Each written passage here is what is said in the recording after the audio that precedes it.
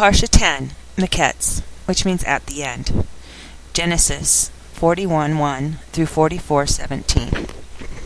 At the end of 2 years, Pharaoh had a dream. He was standing beside the Nile River, and there came up out of the river 7 cows, sleek and fat, and they began feeding in swamp grass.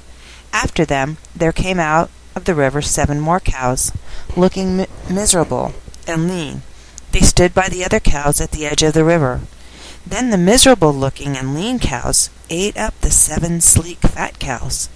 At this point Pharaoh woke up, but he went to sleep again and dreamt a second time. 7 full ripe ears of grain grew up out of a single stalk. After them 7 ears, thin and blasted by the east wind, sprang up, and the thin ears swallowed up the 7 full, ripe ears. Then Pharaoh woke up and realized it had been a dream. In the morning he found himself so upset that he summoned all the magicians of Egypt and all its wise men. Pharaoh told them his dreams, but no one could interpret them for him. Then the chief cupbearer said to Pharaoh, "Today reminds me of something wherein I am at fault." Pharaoh was angry with his officials and put me in prison at the house of the captain of the guard, me and the chief baker. One night both I and he had dreams, and each man's dream had its own meaning. There was with us a young man, a Hebrew, a servant of the captain of the guard, and we told him our dreams, and he interpreted them for us. He interpreted each man's dream individually, and it came about as he interpreted to us. I was restored to my office, and he was hanged. Then Pharaoh summoned Joseph, and they brought him quickly out of the dungeon. He shaved himself, changed his clothes, and came in to Pharaoh. Pharaoh said to Joseph, "I had a dream, and there was no one who can interpret it, but I've heard it said about you that when you hear a dream, you can interpret it." Joseph answered Pharaoh, "It isn't me. God will give Pharaoh an answer that will set his mind at peace." Pharaoh said to Joseph, "In my dream I stood at the edge of the river, and there came up out of the river 7 cows, fat and sleek, and they began feeding on swamp grass. After them there came up out of the river 7 more cows, poor, miserable-looking, and lean. I've never seen such bad-looking cows in all the land of Egypt. Then the lean and miserable-looking cows ate up the first fat 7. But after they had eaten them up, one couldn't tell that they had eaten them, because they were as miserable-looking as before. At this point I woke up, but I dreamed again and saw 7 full, ripe ears of grain growing out of a single stalk. After them 7 ears, thin and blasted by the east wind, sprang up, and the thin ears swallowed up the 7 ripe ears. I told this to the magicians, but none of them could explain it to me." Joseph said to Pharaoh, "The dream of Pharaoh are the same. God told the Pharaoh what he was about to do. The 7 good cows are 7 years, and the 7 good ears of grain are 7 years. The dreams are the same. Likewise, the 7 lean and miserable-looking cows that came up after them are 7 years, and also the 7 empty ears blasted by the east wind. There will be 7 years of famine. This is what I told Pharaoh. God has shown Pharaoh what he is about to do. Here it is. There will be 7 years of abundance throughout the whole land of Egypt, but afterwards there will come 7 years of famine, and Egypt will forget all the abundance. The famine will consume the land, and the abundance will not be known in the land because of the famine that will follow, because it will be truly terrible." Why was the dream doubled for Pharaoh? Because the matter has been fixed by God, and God will shortly cause it to happen. Therefore Pharaoh should look for a man, both discreet and wise, to put in charge of the land of Egypt. Pharaoh should do this, and he should appoint supervisors over the land to receive a 20% tax on the produce of the land of Egypt during the 7 years of abundance. They should gather all the food produced during these good years coming up, and set aside grain under the supervision of Pharaoh to be used for food in the cities, and they should store it. This will be the land's food supply for the 7 years of famine that will come over the land of Egypt, so that the land will not perish as a result of the famine. The proposal seemed good both to Pharaoh and to all his officials. Pharaoh said to his officials, "Can we find anyone else like him? The Spirit of God lives in him." So Pharaoh said to Joseph, "Since God has shown you all this, there was no one as discerning and wise as you. You will be in charge of my household. All of my people will be ruled by what you say. Only when I rule from my throne will I be greater than you." Pharaoh said to Joseph, "Here, I place you in charge of the whole land of Egypt." Pharaoh took his signet ring off his hand and put it on Joseph's hand, had him clothed in fine linen with a gold chain around his neck, and had him ride in his second-best chariot. And they cried before him, "Bow down." Thus he placed him in charge of the whole land of Egypt. Pharaoh said to Joseph, "I, Pharaoh, decree that without your approval no one is to raise his hand or his foot in all the land of Egypt." Pharaoh called Joseph by the name Zaphnath-Paneah, and gave him as his wife Osnat, the daughter of Potipharah, priest of On. Then Joseph went out through all the land of Egypt. Joseph was 30 years old when he stood before Pharaoh, king of Egypt. Then he left Pharaoh's presence and traveled through all the land of Egypt. During the 7 years of abundance, the earth brought forth heaps of produce.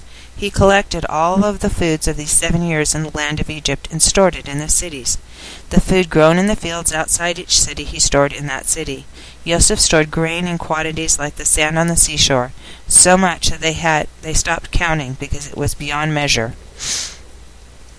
2 sons were born to Joseph before the year of famine came.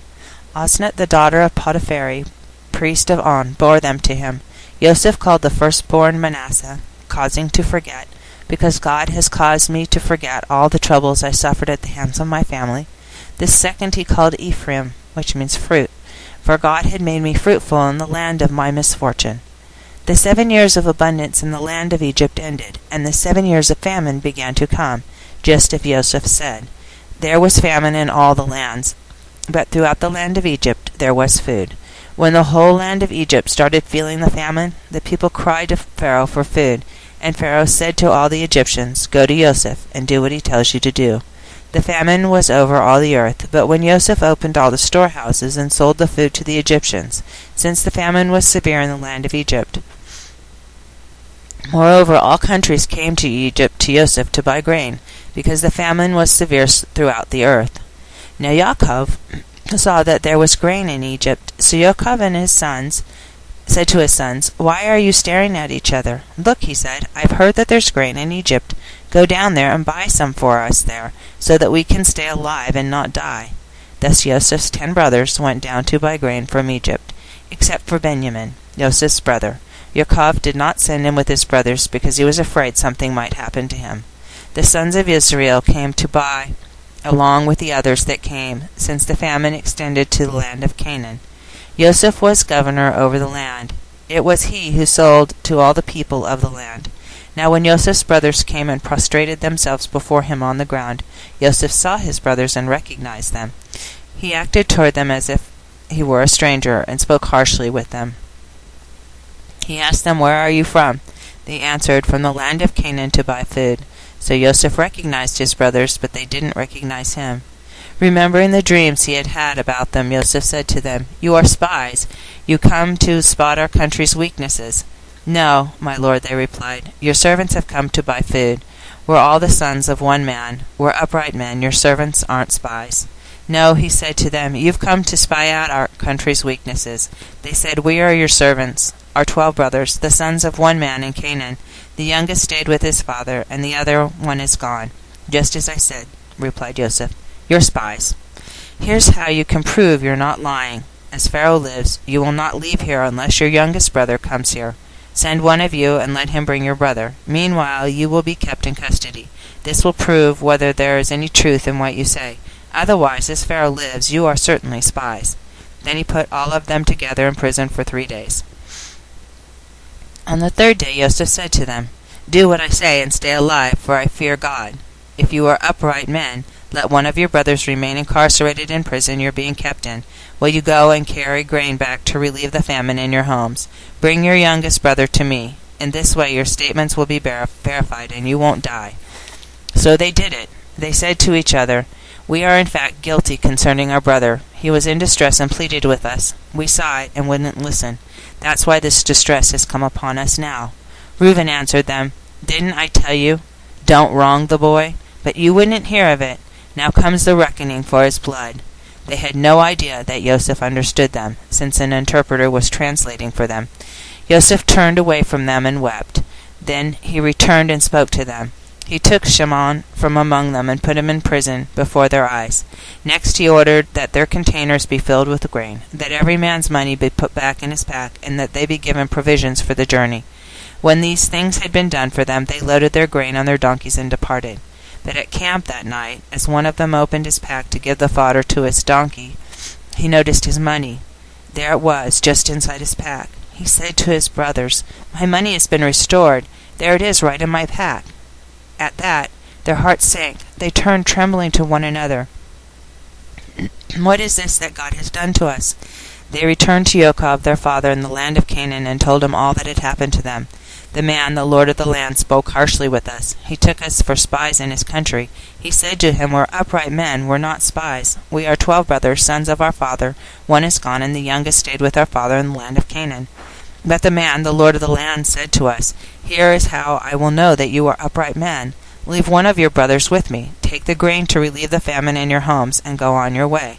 But bring your youngest brother to me. By this I will know that you aren't spies, but are upright men, and then I will return your brother to you, and you will do business in the land." Next, as they emptied their packs, there was in each man's bag of money in his pack, and when they and their father saw the bags of money, they became afraid. Yaakov their father said to them, "You have robbed me of my children. Yosef is gone, Shimon is gone. Now you're taking Benjamin away? It all falls on me." Reuben said to his father, "If they don't bring him back to you, you can kill my own 2 sons. Put him in my care. I will return him to you." But he replied, "My son will not go down with you. My brother is dead, and he alone is left. His brother is dead, and he alone is left. If anything were to happen to him while traveling with you, you would bring my gray hair down to Sheol with grief." But the famine was severe in the land, so when they had eaten up the grain which they had brought out of Egypt, their father said to them, "Go again, buy us a little food." Judah said to him, "The man expressly warned us, 'You will not see my face unless your brother is with you. If you will send our brother with us, we will go down and buy you food. But if you will not send him, we will not go down. For the man said to us, You will not see my face unless your brother is with you.'" Israel said, "Why did you bring such trouble my way by telling the man you had another brother?" They answered, "The men kept questioning us about ourselves and about our kinsmen. He asked, 'Is your father still alive? Do you have another brother?' And we answered according to the literal meaning of his questions. How were we to know what he would say? Bring your brother down." Judah said to Israel his father, "Send the boy with me, and we will make preparations and leave, so that you may stay alive and not die, both we and you, and also our little ones. I myself will guarantee his safety. You can hold me responsible. If I fail to bring him to you and present him to your face, let me bear the blame forever. Except for our lengthy delay, we would have been there again by now." Their father Israel answered them, "If that's how it is, do this. Take your containers some of the land's best products, and bring the man a gift: some healing resin, a little honey, aromatic gum, opium, pistachio nuts, and almonds. Take twice the amount of money with you. Return the money that came back with you in your packs. It could have been an oversight. Yes, and take your brother too, and get ready and go again to the man. May El Shaddai give you favor in the man's sight, so that he will release to you your brother as well as Benjamin. As for me, if I must lose my children, lose them I will." The men took the gift, and they took twice the money with them and Benjamin. When they prepared, they went down to Egypt and stood before Joseph. When Joseph saw Benjamin with them, he said to his household manager, "Take the men inside the house, kill the animals, and prepare the meat. These men will dine with me at noon." The men did as Joseph ordered and brought the men into Joseph's house. Upon being ushered inside Joseph's house, the men became fearful. They said, "It's because of the money that was returned in our packs the first time that we have been brought inside, so that he can use it as an excuse to attack us. Take us as slaves and seize our donkeys too." So they approached the manager of Joseph's household and spoke to him at the entrance of the house. "Please, my lord, the first time we indeed came down to buy food, but when we got to camp we opened our packs, and there inside our packs was each man's money, the full amount. We have brought it back with us. Moreover, we have brought down other money to buy food. We have no idea who put the money in our packs." "Stop worrying," he replied. "Don't be afraid. Your God and the God of your father put treasure in your packs. As for the money, I was the one who received it." Then he brought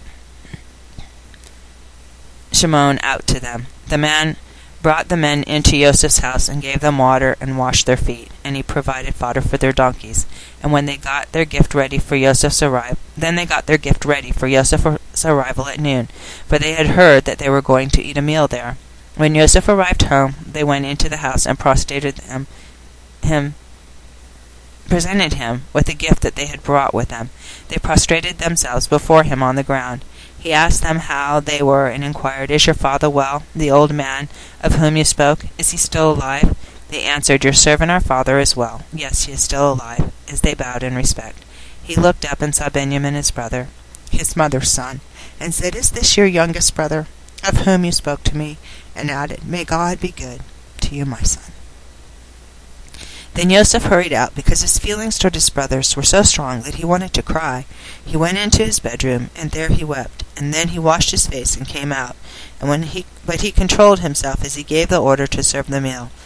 They served him by himself, the brothers by themselves, and the Egyptians included at the meal by themselves. Egyptians don't eat with Hebrews, because that is abhorrent to them. So they sat facing him, the firstborn in the place of honor, the youngest in the last place. And the men expressed their amazement to each other. Each was given his serving there in front of him, but Benjamin's portion was 5 times as large as any of theirs. So they drank and enjoyed themselves with him. Then he ordered the manager of his household, "Fill the men's pack with food, as much as they can carry, and put each man's money just inside his pack, and put my goblet, the silver one, just inside the pack of the youngest, along with his grain and money." He did what Joseph told him to do. At daybreak the men were sent off with their donkeys, but before they were far from the city, Joseph said to his manager, "Up, go after the men, and when you overtake them, say to them, 'Why have you repaid good with evil? Isn't this the goblet my Lord drinks from?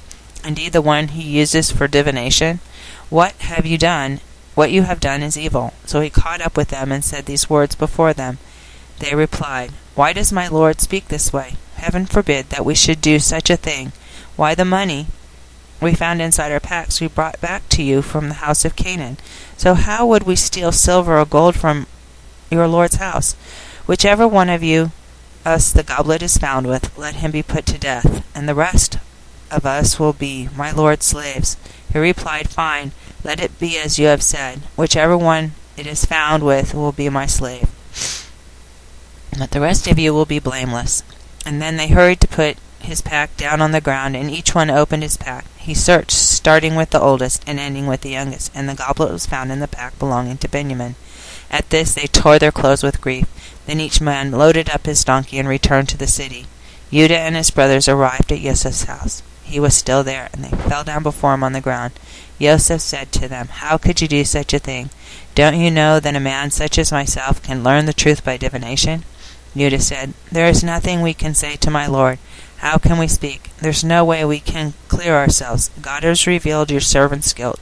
So here we are, my Lord's slaves, both we and also the one whose possession the cup was found." But he replied, "Heaven forbid that I should act in such a way. The man in whose possession the goblet was found will be my slave. But as for you, go in peace to your father."